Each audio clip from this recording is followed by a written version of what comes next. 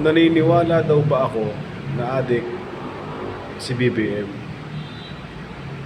Kung tutuusin naman talaga, yung sinatang adik ni BBM ay paratang lang.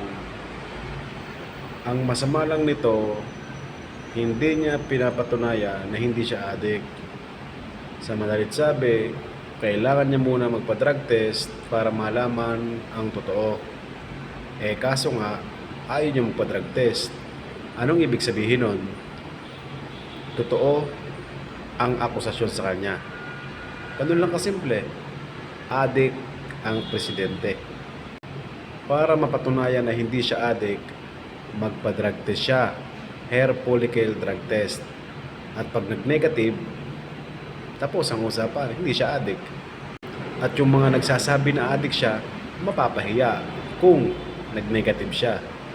Pero kung nag-positive, kailangan niya mag-resign kasi hindi kailangan ang presidente ay adik. Gets nyo?